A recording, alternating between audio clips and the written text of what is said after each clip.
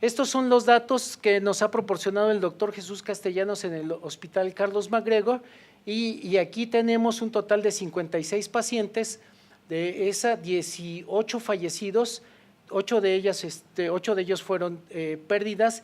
De todos estos pacientes que fallecieron, ninguno de ellos pudo ser sometido a un trasplante autólogo de médula ósea. De los 27 vivos que él tiene, 10 de ellos fueron trasplantados y uno de ellos falleció, pero hay 9 vivos, como pueden ver ustedes, a más de 3 y 4 años, 2 en recaída y 7 en vigilancia después del trasplante. Entonces, con nuestras terapias actuales, poder llevar a estos pacientes a un trasplante que en este caso fue autólogo, también va a mejorar el pronóstico de estos pacientes, y aunque en términos generales no de todos ellos tenemos el factor pronóstico de ellos. Es por eso que podemos, con todos estos datos, ver que el trasplante de células progenitoras en el mieloma múltiple ha mostrado un incremento de la sobrevida global, sobre todo en los estudios a largo plazo, de seguimientos largos, y el trasplante de células progenitoras también está formando parte de la primera línea como una consolidación, y pensando en lo que es el efecto de disminuir enfermedad residual mínima, la idea de trasplantarlos tempranamente para consolidarlos o disminuir más esa carga tumoral que veíamos es una buena opción. El trasplante en tándem también nos da una sobrevida libre de progresión mayor en el paciente. Aquí el hacerlo en halogénico pues debe depender de las características del centro. El trasplante autólogo puede ser realizado realmente por todos los hematólogos en cualquier centro hospitalario de segundo o tercer nivel, pero el trasplante halogénico probablemente sea el que requiera de mayores cuidados y vigilancia, infraestructura y algunas otras características, pero si se hace, lo que podemos esperar o lo que buscamos sería mejorar la sobrevida global a largo plazo. Aún no está bien definido cuál es la modalidad de trasplante, si un solo trasplante o en tándem, ya sea autólogo-autólogo o autólogo halogénico, o incluso pensar en un solo halogénico, y este sería solo si tuviésemos un donador ideal, que no es fácil encontrarlo. Entonces deberán considerarse sobre todo en gente joven, y como ya han oído a los expositores previos, pues en México tal parece que el mieloma múltiple se presenta más en pacientes jóvenes. Si bien no podemos alcanzar los objetivos actuales del mieloma múltiple de manera internacional y tenemos algunos pacientes con terapias que probablemente por el acceso no puedan ser sometidos a las terapias ideales, en esos pacientes podemos pensar llevarlos al trasplante autólogo y mejorar su sobrevida libre de enfermedad.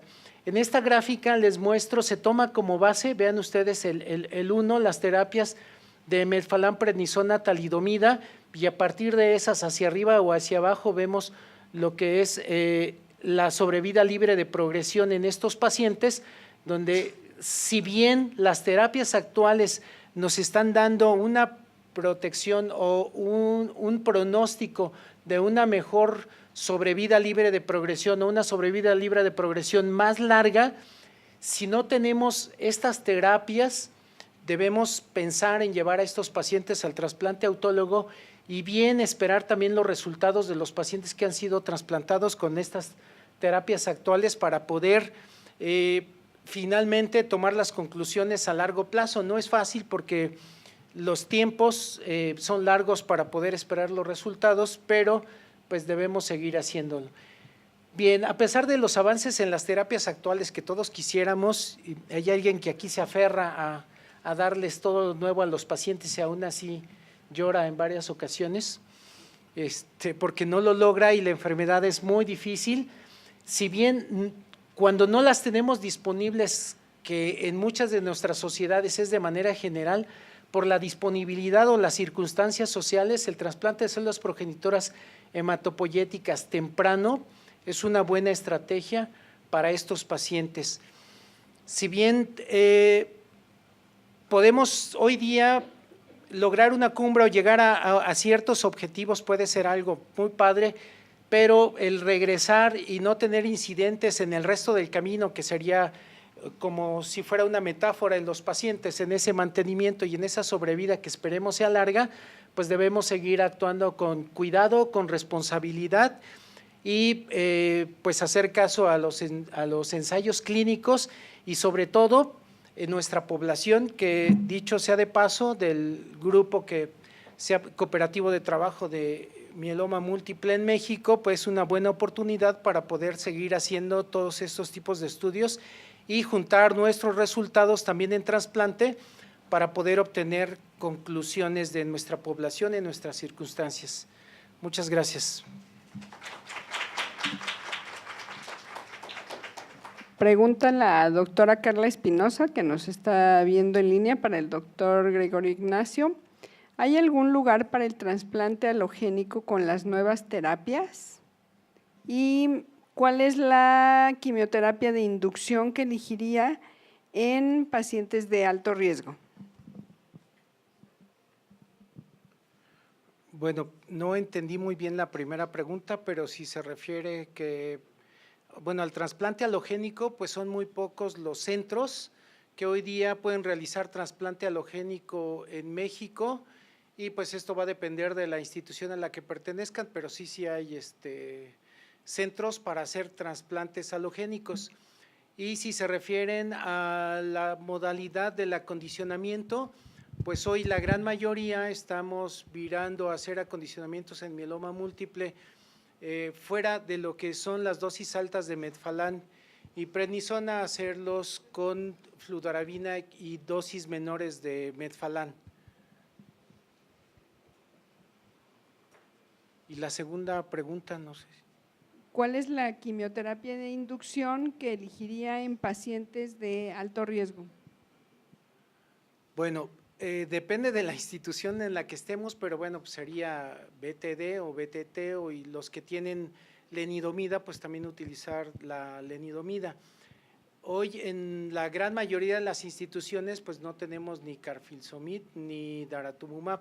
En los pacientes privados se pueden utilizar.